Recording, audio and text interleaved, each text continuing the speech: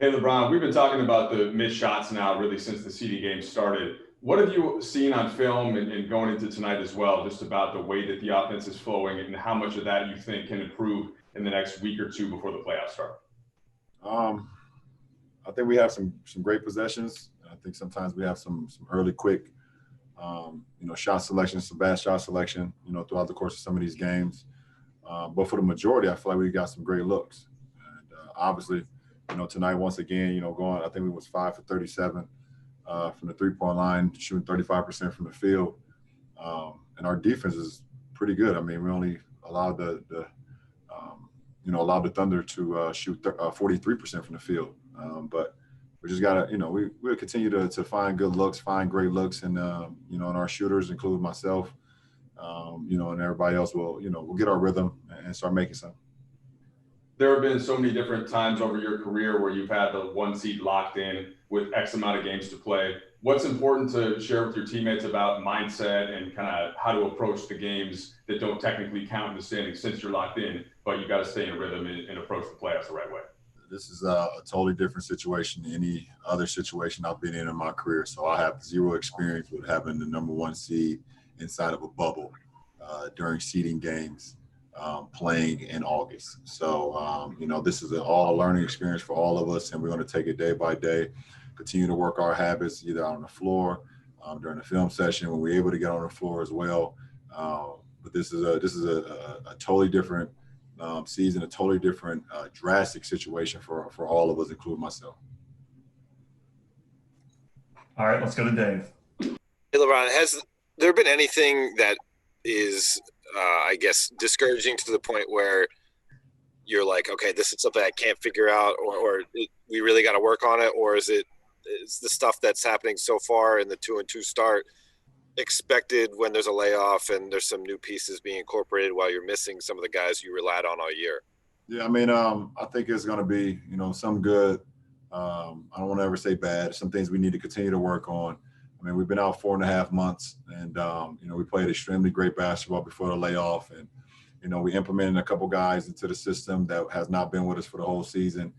We lost, two of our guys. One is not making the trip at all, and then Rondo being hurt, who's a big part of our team as well and our nucleus. So, we're just trying to fit everybody in, trying to do it on the fly, but at the same time, get our legs back up underneath us, get our system back in place, try to speed the process for the guys that haven't been with us, in Dion and JR, and then go out on the floor and just try to implement that as great as we can.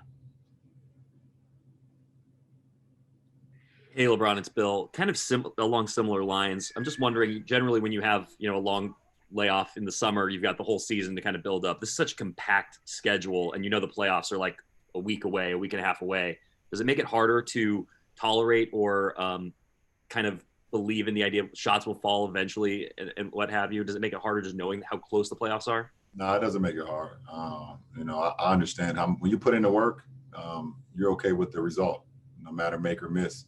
We've all put in the work. I know my guys have put in the work. I know I put in the work. So, make or miss, you could be okay with the results. It's only when you do not put the time or you do not commit to the game and you do not put the time into your body and things of that nature, when you can start second guessing and start saying like, okay, what is going on? But when you put in the hours and you put in the reps, you don't worry about it too much. No matter if you're making or missing, you just continue to go after it. Kyle, good. LeBron, switching gears a little bit, the NBA and the union announced $300 million over the next 10 years to help basic employment opportunities, economic empowerment in Black communities. What does that commitment represent to you? What does it represent to me? Yeah, I mean, what do you make of that announcement and the work done to make that commitment? I mean, just off the top of my head, because before I have any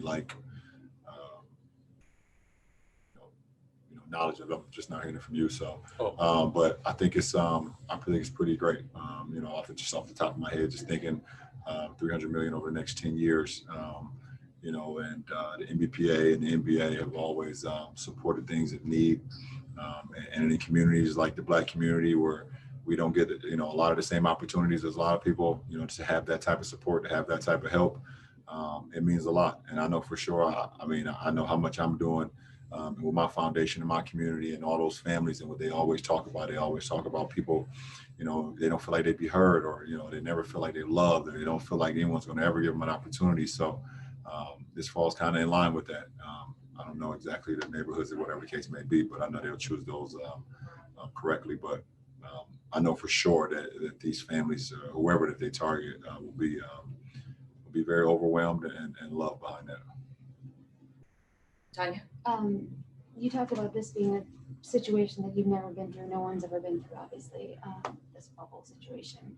Do you think, is there anything about it that you think could be having an impact on the play, on like your offense and how you guys been playing? I don't know. From a rhythm standpoint, you know, you definitely got to, you know, find a rhythm. I know for me, I'm finding rhythm every game. You know, putting guys in position, put myself in position where I can find a rhythm throughout the course of the 48-minute game, and you know, it's just some things that you really can't control. That's here that I really don't want to talk about. That's kind of like off the floor. But you know, you just try to be, you know, be there for your teammates. You know, like I said, you follow the game plan that the coaching staff give you, and then you go out and lay it out on the line.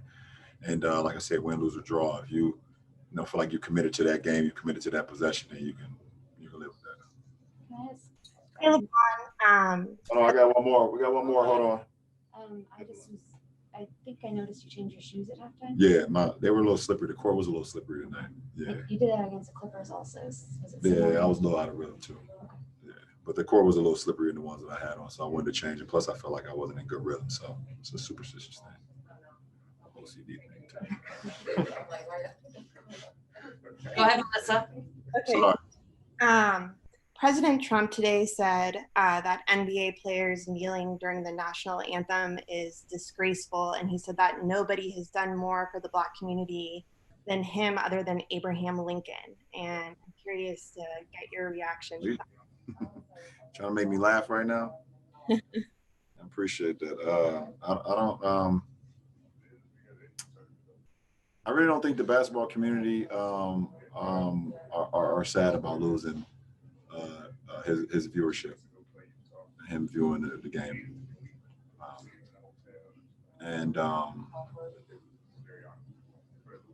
that's all I got to say. I don't want to. I'm not going to get into because I already know where this could go, where it could lead to for tomorrow for me. I'm not going to get into it, but I think our game is in a beautiful position, and we have fans all over the world.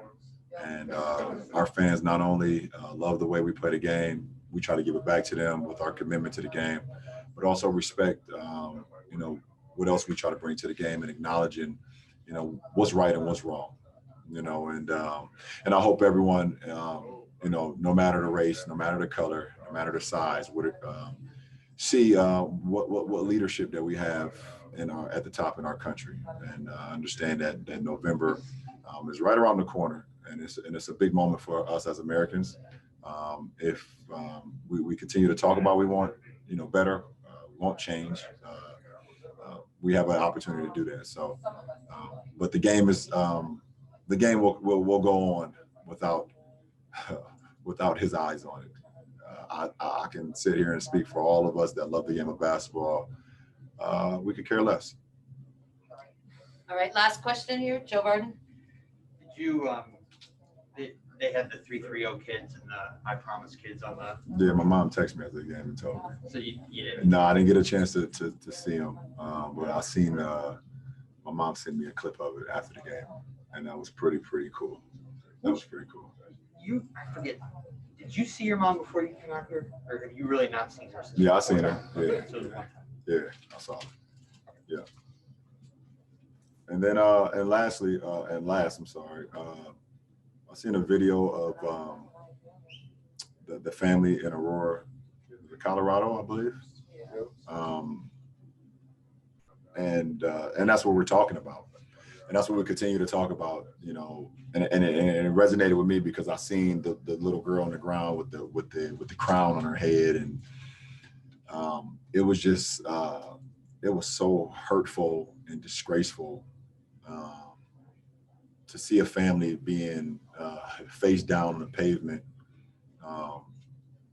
for once again being, I believe, racially profiled.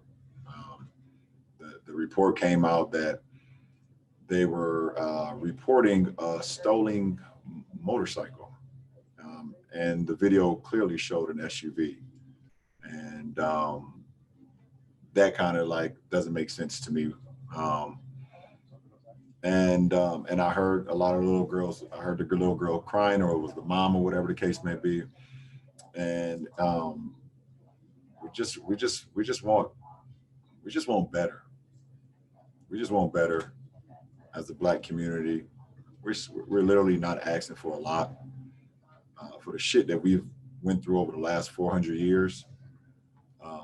The fact that we're just asking for equality is like the lower tier of what we deserve, to be completely honest. And that right there just shows another example of why we feel the way we feel, why we continue to talk about how we feel, why we are as passionate. But at the end of the day, that's also why we are the strongest as well, because we continue to go through this every single day. And my prayers and my support go to that family that had to go through that, something that probably could last for the rest of their lives, that traumatic event. But I hope they have a lot of love and support in their family, that they're able to try to get some decent rest every single night after what we all just saw once again. Appreciate it. Thanks, LeBron. Yeah. Thanks.